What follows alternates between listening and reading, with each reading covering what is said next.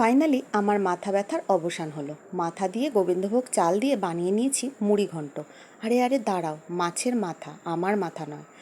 মাছ ফুরিয়ে যায়, মাছের মাথা থেকে যায়, সেটা তো আমি তোমাদের আগেই বলেছি। কেউ খেতে চায় না, তবে মুড়ি ঘন্ট, মেশানো তরকারি, মুগ ডাল এসব করে দিলে বেশ ভালো সুন্দর খেয়ে নেয়। তো তাই আজকে কাতলা মাছের মাথাটা দিয়ে আমি বানিয়ে নিয়েছিলাম গোবিন্দভোগ চাল দিয়ে মুড়ি ঘন্ট।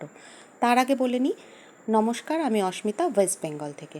এই দেখো, কাতলা মাছের মাথাটাই এখানে আমি ইউজ করেছি। কাতলা মাছের মাথাটা প্রথমে আমি খুব সুন্দর করে ভেজে নিয়েছিলাম। কড়াইটা কালো বলে ভেবো না, এটা অপরিষ্কার। কড়াইটা হচ্ছে লোহার কড়াই, সেই জন্য কালো। আর লোহার কড়াইতে রান্না করতে আমি বেশ পছন্দ করি। একটু ভারী কিন্তু অসুবিধা হয়, কিন্তু তাও আমি পছন্দ করি। তো মাথাটাকে ভেজে ওর মধ্যে আর অল্প একটু তেল দিয়ে তার মধ্যে জিরে, শুকনো লঙ্কা, তেজপাতা ফোড়ন দিয়ে ডুমো করে রাখা আলু আর পেঁয়াজটা আমি দিয়ে দিয়েছিলাম। লাল লাল করে ভালো করে ভেজে তার মধ্যে আমি ধুয়ে রাখা একদম ড্রাই করে গোবিন্দভোগ চালটা দিয়ে দিয়েছিলাম।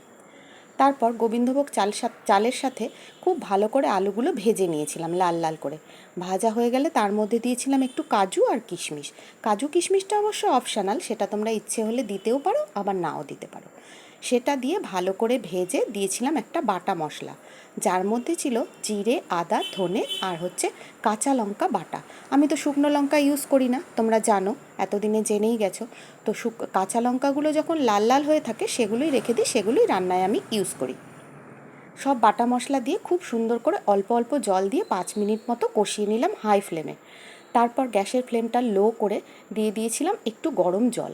গরম জল দিয়ে 5 মিনিট মতো, 5 থেকে 7 মিনিট মতো ঢাকা চাপা দিয়ে দিয়েছিলাম। তারপর যখন টকবক করে ফুটে উঠবে তখন দিয়েছিলাম আমি ভেজে রাখা কাতলা মাছের মাথাগুলো এর মধ্যে দিয়ে তারপর আমি আবারও ঢাকা চাপা দিয়ে 5 থেকে 7 মিনিট রেখে দিয়েছিলাম। আর এর মধ্যে কিন্তু আমি হালকা গরম জল ইউজ করেছিলাম।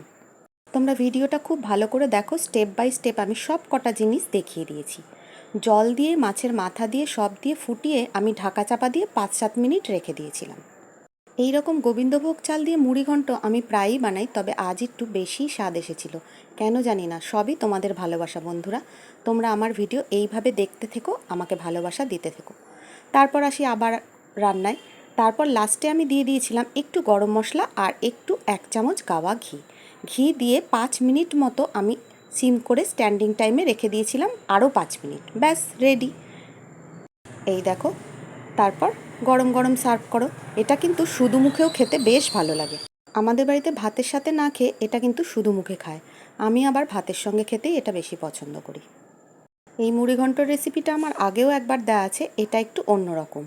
তোমরা দেখো, ভালো লাগলে একটা লাইক কমেন্ট করে যেও, আর একটু বেশি ভালো লাগলে একটা ছোট্ট করে শেয়ার করে দিও।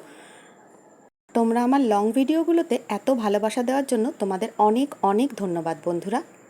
আমার বলে না, প্রত্যেকের ভিডিওতেই যদি দেখার সময় থাকে তবেই কিন্তু ক্লিক করে দেখো।